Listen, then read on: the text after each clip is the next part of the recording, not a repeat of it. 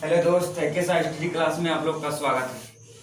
आज हम लोग फिजिक्स क्लास 9 के फिजिक्स पढ़ेंगे, जो कि क्लास 9 के होंगे, जिसमें हम लोग वीडियो के पार्ट 1 में पढ़ चुके थे गति के बारे में। क्लास 9 का जो होंगे लेसन 8 हम लोग गति के बारे में पढ़ेंगे। पहले हम लोग वीडियो पार्ट 1 में पढ़ चुके थे गति क्या है, कितने प्रकार के होते हैं, है ना। उसके न्यूमेरिकल भी हम लोग देखे थे, जो कि एग्जाम के दृष्टिकोण से पूछे जाते हैं। आज हम लोग वीडियो का पार्ट 2 पढ़ेंगे गति चैप्टर का।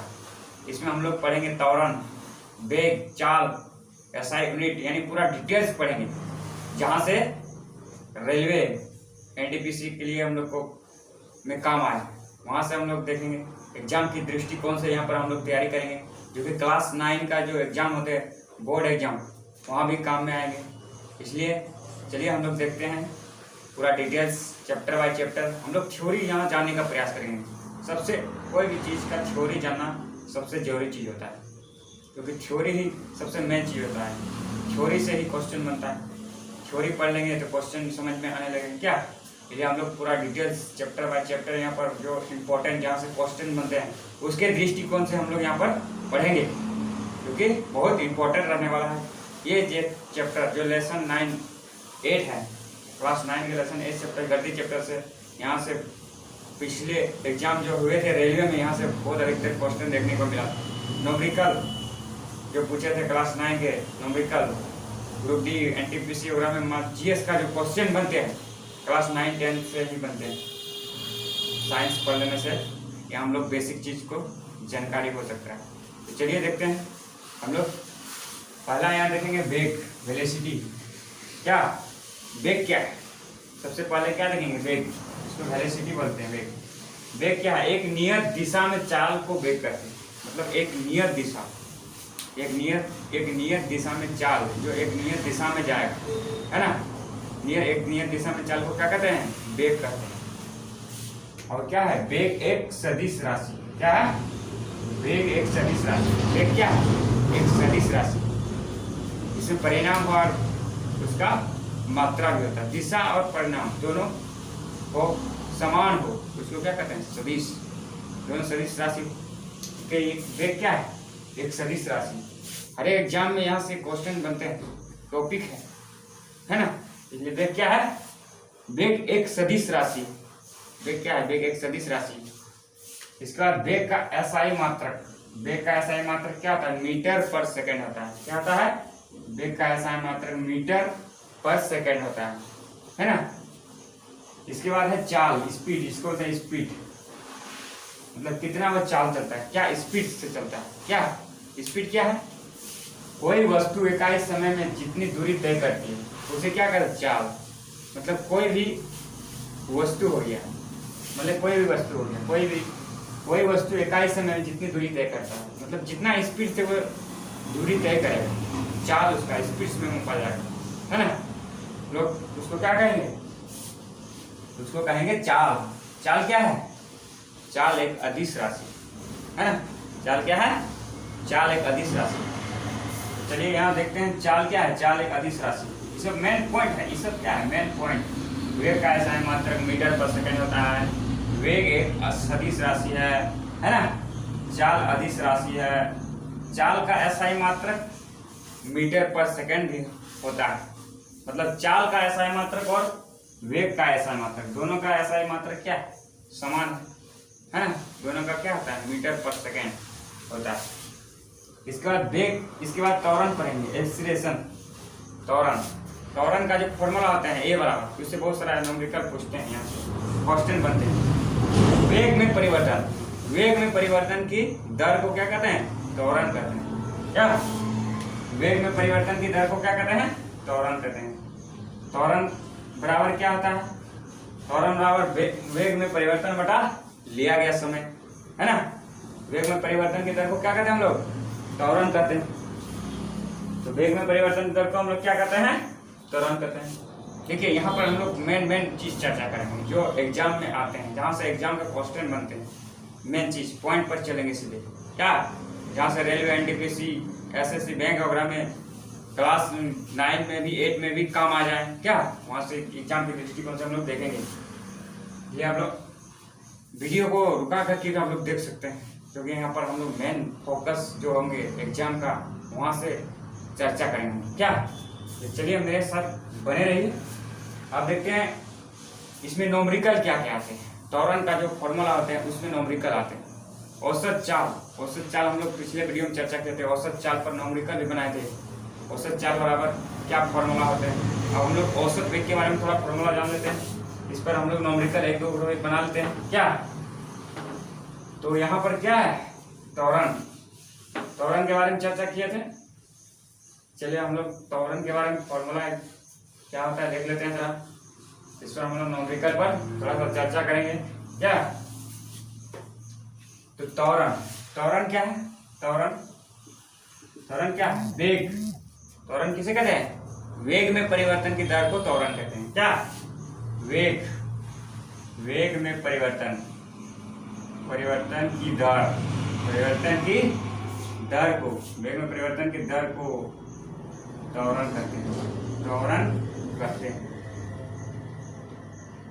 कहते हैं। इसे क्या कहते हैं, इसे ए द्वारा सूचित किया जाता है, क्योंकि त्वरण का इंग्लिश क्या होता है, एक्सीलरेशन, इसलिए इसको ए द्वारा सूचित किया जाता है। त्वरण बराबर क्या होता है, त्वरण बराबर ए बराबर फॉर्मूला होता है ना, v माइनस यू बाय सी।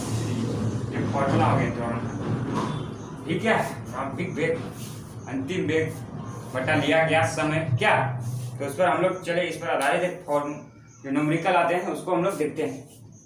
इस पर क्या न्यूमेरिकल आते हैं। इसके बाद और एक फॉर्मूला है औसत वेग। इसका और हम लोग जान लेते हैं यहाँ पर औसत वेग के बारे में। और एक फॉर्मूला है औसत वेग के बारे में जान लेते हैं। औसत वेग का क्या होता है फॉर्मूला, प्रारंभिक वेग है ना प्लस अंतिम वेग।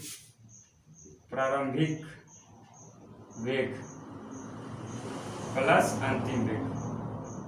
अंतिम वेग बाय 2। तो इसका डेफिनेशन कैसे आ सकता है। इसका डेफिनेशन, प्रारंभिक वेग को क्या बोलते हैं, यू बोलते हैं। क्या प्रारंभिक वेग को क्या बोलते हैं, प्रारंभिक वेग को यू बोलते हैं, अंतिम वेग को भी बोलते हैं, v/2 हो जाएंगे। इसका फॉर्मूला बन के आ जाएंगे। क्या तो ये सब यहाँ पर हम लोग देखें, प्रारंभिक वेग और अंतिम वेग का जो मध्य से जो प्राप्त वेग होता है उसको हम क्या कहते हैं, औसत वेग कहते हैं, है ना। इसके मध्य से हमने 2u प्लस v/2। u क्या है, प्रारंभिक वेग, v क्या है, अंतिम वेग, उस बटा 2। इस पर फॉर्मूला ये होगी। तो इस पर हम लोग अभी न्यूमेरिकल देखेंगे। चलिए देखते हैं, सूत्र आप लोग लिख सकते हैं। ठीक है, चलिए फॉर्मूला पर हम लोग न्यूमेरिकल देखेंगे अभी। इसका न्यूमेरिकल क्या है, इस पर हिसाब जो आते हैं औसत वेग पर सवाल बहुत सारा पूछे जाते हैं एग्जाम में रेलवे के दृष्टिकोण से। वो सब हम लोग यहाँ पर देखने वाले हैं, चर्चा जो एग्जाम के दृष्टिकोण से देखेंगे। चलिए देखते हैं तब हम लोग। तो यहाँ सवाल है, अमित 90 मीटर लंबे तालाब में तैरती। क्या यहाँ क्या क्वेश्चन है, अमित 90 मीटर लंबे तालाब में तैरती है। क्या 90 मीटर का है जो एक तालाब है 90 मीटर का, उसमें वो तैरती है। तैरता है, ठीक है, तैरता है।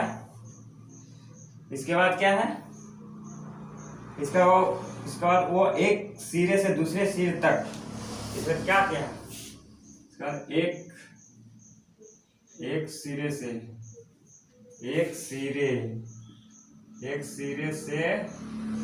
दूसरे सिरे तक, एक सिरे से दूसरे सिरे तक,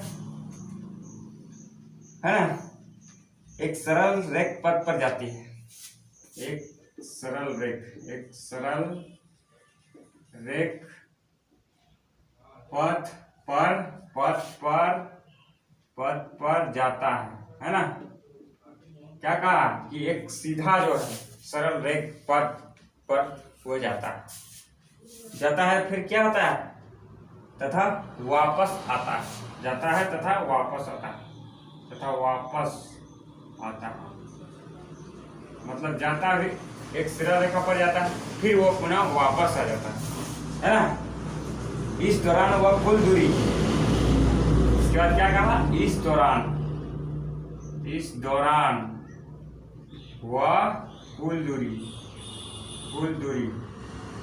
कितना आ गया, कुल दूरी 180 मीटर की दूरी, कुल दूरी कितना है 180 मीटर है ना।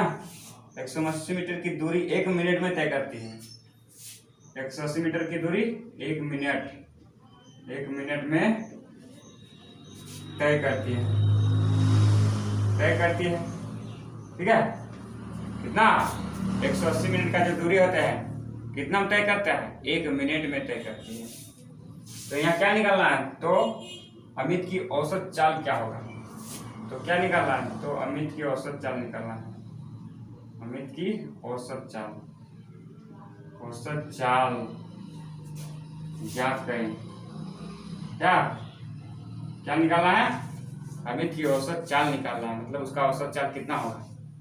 क्या बोला, वो 90 मीटर का एक तालाब है, उसमें तैरता, फिर क्या तैर के दूसरे एक सिरे से क्या करता है, मान लिया एक तालाब मतलब किसी बड़ा तालाब है ना, 90 मीटर वो तय करता है, एक सिरे से फिर दूसरे सिरे जाता है, फिर ये पुनः वो वापस आ जाता है ना। और कुल दूरी 180 मीटर जो कि 1 मिनट में तय करती है।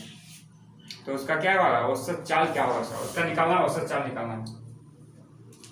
तो चलिए देखते हैं हम लोग यहाँ पर क्या दिया है। पहले लिखना है दूरी है ना, कुल दूरी कितना है कुल दूरी 180 मीटर है ना। कुल दूरी कितना है 180 मीटर है। ये क्या होता है, और समय कितना दिया है, समय दिया है 1 मिनट, यानी इसको सेकंड में बदल सकते हैं, 60 से गुना कर सकते हैं, 60 सेकंड में बदलेंगे, क्या मिनट क्या होता है सेकंड में हो जाएगा, क्योंकि 60 सेकंड में 1 मिनट होता है, इसको सेकंड में बदल दिए। अब क्या निकालना, औसत चाल निकालना है। तो औसत चाल वाला हम लोग फॉर्मूला पढ़े थे, औसत चाल बराबर है ना, औसत चाल बराबर क्या फॉर्मूला पढ़े थे, कुल दूरी बटा कुल समय। औसत चाल बराबर क्या होता है, कुल दूरी बटा कुल समय, यानी इसको हम लोग कर सकते हैं S/T। तो S का कुल दूरी कितना दिया है, कुल दूरी 180 दिया है, तो 180 यहाँ पर लिख देंगे, नीचे क्या है 60 है, 60 लिख देंगे, मीटर है, ये सेकंड है ना, ये 0 0 कट जाएंगे, 6 3 18 3 से कट जाएंगे, यानी कितना हो जाएंगे 3 मीटर पर सेकंड यहाँ हो जाएंगे। कितना क्या हो जाएंगे, उसका औसत चाल हो जाएंगे। किसका औसत चाल, अमित का औसत चाल 3 मीटर पर सेकंड हो जाएंगे। क्या, तो ये था न्यूमेरिकल। इस टाइप के न्यूमेरिकल छोटे छोटे न्यूमेरिकल पूछे जाते हैं है ना, रेलवे एनटीपीसी वगैरह में सब जीएस का क्वेश्चन है, ये सब यहाँ से क्वेश्चन बनता है, परफेक्ट क्वेश्चन है ये सब, क्योंकि हर एग्जाम के दृष्टिकोण से पिछले बार जो रेलवे एनटीपीसी का एग्जाम हुए थे, ये चैप्टर से 2-3 सवाल पूछे गए यहाँ से, आप लोग इस सबके दृष्टिकोण से देखेंगे, ठीक है। इसके बाद हम लोग चलिए त्वरण पर आधारित जो त्वरण का फॉर्मूला हम लोग पढ़े थे, उस पर एक न्यूमेरिकल देख लेते हैं। क्या, चलिए देख लेते हैं उस पर एक न्यूमेरिकल। इसको आप लोग उतार लीजिए, ठीक है। वीडियो को रोक करके आप लोग यहाँ पर से उतार सकते हैं। चलिए हम लोग इसको मिटाते हैं। अगला हम लोग देखेंगे न्यूमेरिकल त्वरण पर जो A बराबर V - U/T है ना, ये तो जो फॉर्मूला पढ़े थे उस पर हम लोग न्यूमेरिकल चर्चा करते हैं। त्वरण निकालने के लिए हम लोग सीखेंगे, उस पर न्यूमेरिकल बनाएंगे। विरामावस्था से राहुल अपनी साइकिल को चलाना शुरू करता है ना। देखो न्यूमेरिकल 2, विरामावस्था से राहुल है ना, विरामावस्था से राहुल अपनी साइकिल को चलाना शुरू करता है। अपनी साइकिल है ना, क्या कहता है, अपनी साइकिल को चलाना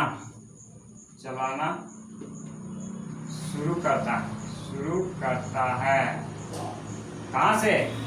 विरामावस्था से, जहाँ से वो, अब जैसे कि यहाँ कोई खड़ा है, अब यहाँ से शुरू कर देगा, वो आ जाएगा विरामावस्था। क्या है?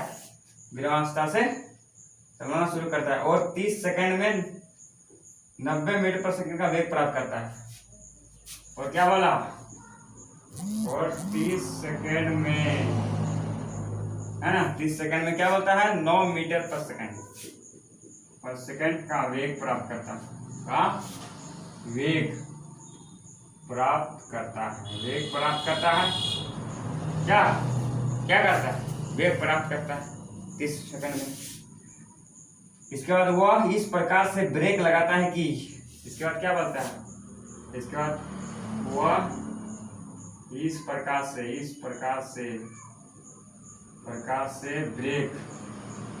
ब्रेक लगाता है कि, इस प्रकार से ब्रेक लगाता है कि, ठीक है, इस प्रकार से वो ब्रेक लगाता है कि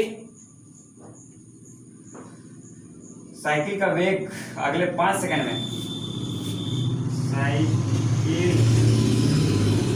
का वेग अगले 5 सेकंड में, है ना, साइकिल का वेग अगले 5 सेकंड में कम होकर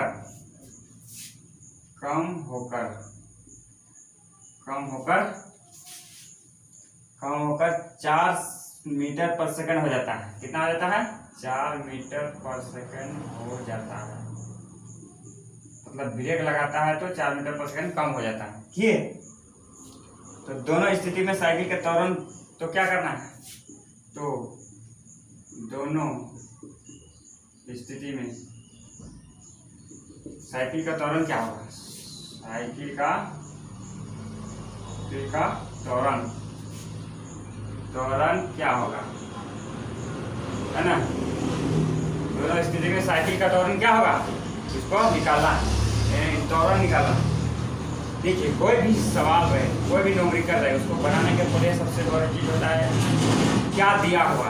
पहले देखना है क्या क्या दिया हुआ है, क्या निकालना है, हमें क्या बोल रहा है, क्या दिया है, क्या निकालना है। क्या पहले बायोडाटा जानेंगे, उसका लिखेंगे, दिया हुआ है लिखेंगे। पहले क्या दिया है, क्या दिया हुआ, पहले देख लेंगे क्या क्या दिया। प्रारंभिक वेग, या प्रारंभिक नहीं दिया है, प्रारंभिक वेग को क्या बोलते हैं? प्रारंभिक वेग को क्या बोलते हैं? u बराबर क्या दिया है? कुछ नहीं दिया है, 0 हो जाएगा क्या। इसके बाद अंतिम वेग भी दिया हुआ है।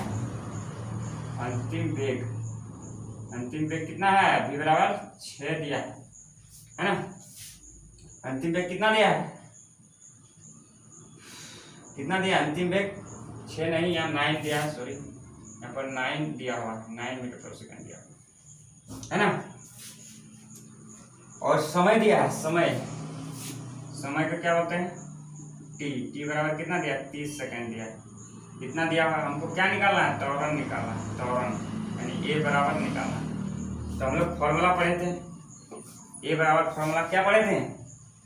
त्वरण बराबर a बराबर फॉर्मूला पढ़े थे v minus u by t पढ़े थे। तो v का मान कितना है? 9, u का मान 0, इसका मान t का मान 30, यानी 9/13 ये हो जाएंगे, है ना। तो ये कितना हो जाएंगे? डिवाइड करने के बाद ये हो जाएंगे 0.3 हो जाएंगे, 3 मीटर पर सेकंड। ये इतना हो जाएंगे इसका आंसर। त्वरण निकल गए, ठीक है। त्वरण कितना निकला? इतना निकल गया। ये पहली स्थिति था, ये क्या बोला? ये पहली स्थिति में निकला। अब दूसरी स्थिति में फिर बोलता है निकालने के लिए, दूसरी स्थिति में निकालना है। ये क्या था? पहली स्थिति था। अब यहीं पर हम लोग देख लेते हैं दूसरी स्थिति को, है ना।